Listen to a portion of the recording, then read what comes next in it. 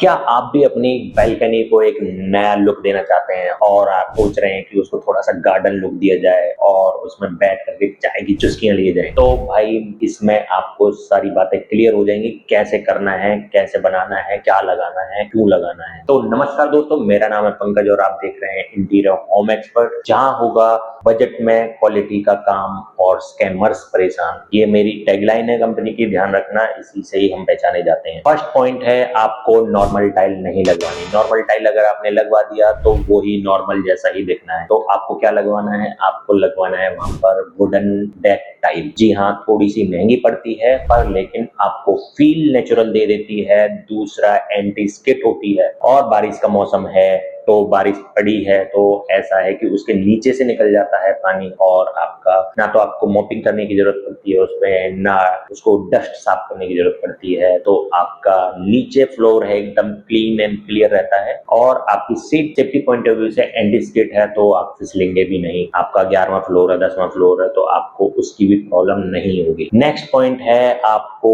Balcony में floor बहुत कम होता है और वॉल ज्यादा होती है। चारों तरफ देखोगे तो फ्रंट में नहीं होती है, लेफ्ट राइट में तो होती ही होती है, पीछे भी हो सकती है थोड़ी बहुत क्योंकि आपकी विंडो छोटी होगी। तो अगर आपके पास बालकनी में वॉल्स हैं तो आपको पर्टिकुलरली एक वॉल को हाईलाइट कर देना है। कैसे? ग्रीन ग्रास से। ग्रीन ग्रास से ऐसा लगेगा कि आप नेचुरली वहां पर बैठे हुए हैं। और आपको एक चीज का ध्यान रखना है, वो जो वॉल है पर्टिकुलरली उस वॉल को लाइटिंग से और हाईलाइट करना है। लाइट कौन सी लगवानी है? आपको लाइट लगवानी है वॉर्म व्हाइट। वॉर्म व्हाइट थोड़ी स्मूथिंग होती है, आपका काम डाउन करती है, तो इससे आपको बहुत अच्छा फील आएगा वहां पर बैठने पर। नेक्स्ट पॉइंट आ जाता है बॉस, इसमें सबसे मेन इंपॉर्टेंट। अगर हम ये चाहते हैं कि आप शांति से वहां बैठ करके झूले पे भी झूल लें तो आपको वो भी मजा आ जाएगा। पर लेकिन इसमें एक टिप ध्यान रखनी है, अगर आपने झूला लगवा लिया है तो वहां पर आपको ध्यान रखना है कि वो ऐसा झूला होना चाहिए कि आप उसे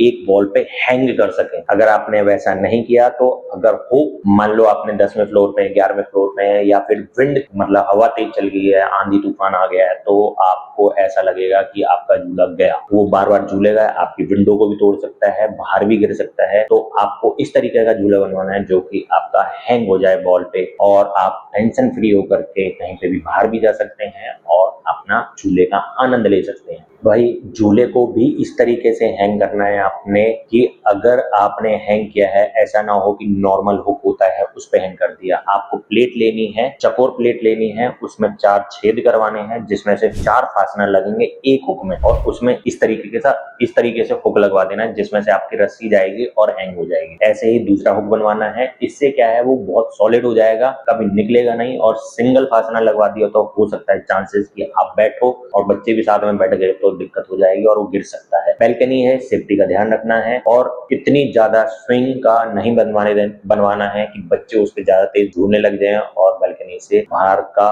कोई नजारा ऐसा हो जाए जो कि मैं यहाँ पे बोल भी नहीं सकता। तो ध्यान रखना इन सारी टिप का, ट्रिक्स का। और झूले को आपको ज्यादा से ज्यादा आपने फ्लोर से कम 2 फीट ऊपर ही रखवाना है, इससे ज्यादा नहीं रखवाना है। और आपकी ग्रिल है जो उनको थोड़ा सा हाइट पे करवा देना है। और इसमें एक और पॉइंट, जो बालकनी के ग्रिल है आपको वहां पर थोड़े थोड़े प्लांटर्स जरूर लगवाने हैं और अच्छी ग्रीनरी मिल जाए, नेचुरल ग्रीनरी मिल जाए। तो ऐसी ही धमाकेदार वीडियोस के लिए हमें फॉलो करना ना भूलें और सब्सक्राइब जरूर करें। हमें बहुत अच्छा लगता है आप जब लाइक एंड फॉलो करते हैं। तो थैंक यू।